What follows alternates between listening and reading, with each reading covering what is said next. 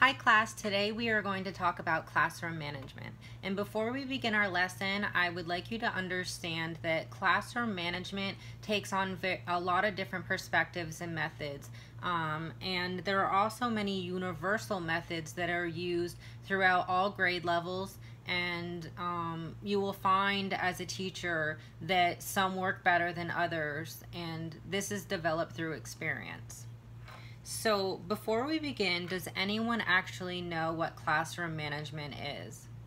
My personal perspective on classroom management is that it is the foundation to effective learning. And the reason why I say this is because it allows the teacher to set rules and establish policies and procedures, and these all ensure smooth classroom operations, minimizing disruptions.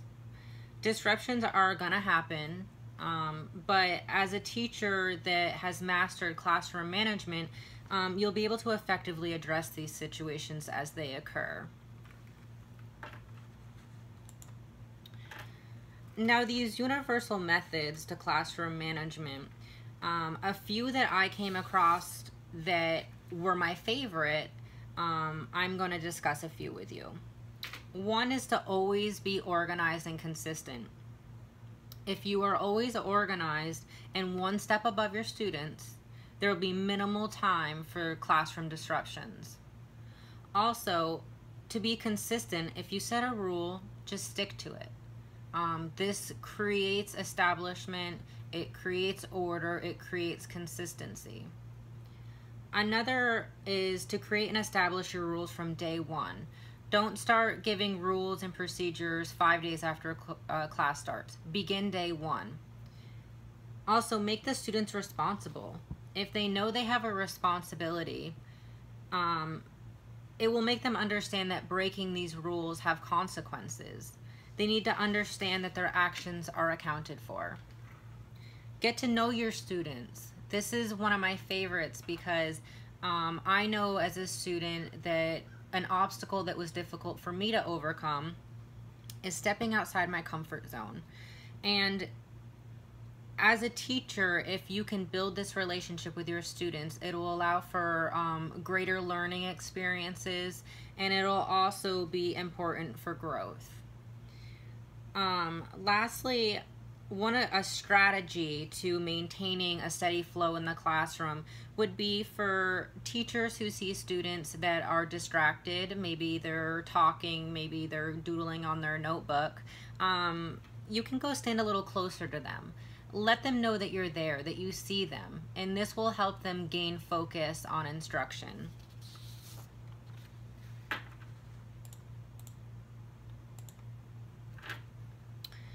So now that you know a little bit more about the foundation of what classroom management is, can you think of why classroom management is an essential part of learning? There are many different reasons, but a few that I would like to discuss is that it allows for a positive environment. When you're learning, you want to be in a positive environment. This is so important. Another is that it establishes order in the classroom. Many students learn with a sense of direction, a sense of order. Also, it makes the most of time.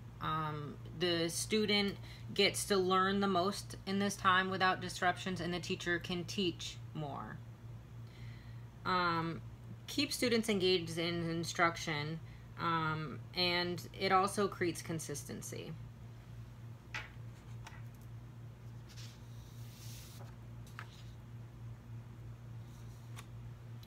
I would like to take a moment to talk about something called positive behavior support. I have also seen it called positive behavior and intervention support, which is PBIS.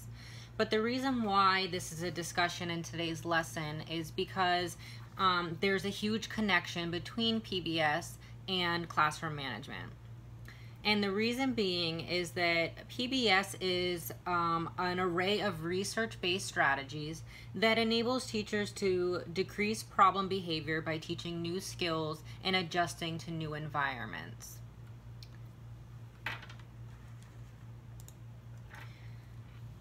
So I know you can't really see this slide, but I will post this presentation so that you can look a little closer at it later. And what this is a positive behavior support pyramid model. And how it works is just like any pyramid model. You start at the bottom and you work your way up. There are a total of 3 tiers. At the bottom tier, which is tier 1, it is your universal tier. And this consists of 75 to 85% of students, and it fosters a school-wide environment for pro-social behavior directed towards every student. In tier 2, which is your selected group, is 10 to 20% of students. And what this is it's targeted towards students who have been identified as at risk for development of social and emotional behaviors or issues. The top tier in the red is the most intensive. It's your targeted group. And that is only 3 to 5% of students, and it is directed towards students who have an immediate need for individualized intervention. So some sort of counseling or need outside of what the school can offer.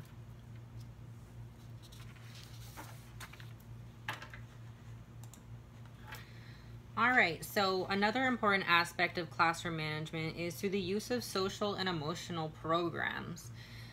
During my research, I came across an article named Social Emotional Learning is Essential to Classroom Management. And basically what this is it's in a report that focuses on how social and emotional learning promotes academic achievement and effective classroom management. And also in this article, it mentions a program called SECURE, and it stands for Social, Emotional, and Cognitive Understanding and Regulation in Education. And what this is it's a social emotional strategy which is implemented by pre-K teachers that help students learn daily structures and routines, skills, and self-regulation. Some of the benefits of social and emotional learning programs are that they improve academic performance in standardized testing such as SATs. It promotes deeper understanding of the subject matter. It creates a motivation for school activity and increases student-teacher relationships. So you can see how all of these things that social and emotional learning programs exhibit are essential to promoting effective classroom management. I would like to briefly talk about 2 people, one of which is Harry Wong, who is a teacher himself, but he also is known for his public speaking about effective teaching practices, and he also wrote the book The First Days of School, which his book focuses primarily on classroom management, positive expectations, and lesson mastery. But what is so important about Harry Wong is that he felt that teachers who could effectively manage the classroom, they were an effective teacher. And those teachers who used to discipline the classroom were ineffective. And his whole perspective on classroom management was focused on managing and being successful through these methods of classroom management.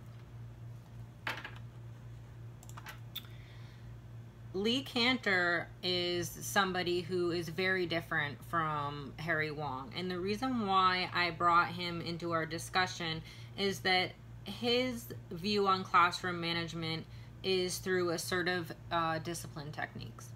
Now, he's well known for the model of assertive discipline, and he believes that disciplinary actions are what create consistency and maintain an effective classroom. Kantor talks about an array of ideas with his model of discipline, such as classroom rules, how to be an effective, assertive teacher, certain corrective actions and how to go about this, and how to influence positive behavior. So between the two, what do you think is the best way to maintain classroom management? Do you think that those who adopt assertive discipline are more effective, or do you think that the teacher who implements an array of management techniques is more effective? Harry Wong and Lee Cantor have very different perspectives, but how do you know which is a better method? This is just something to think about and ponder.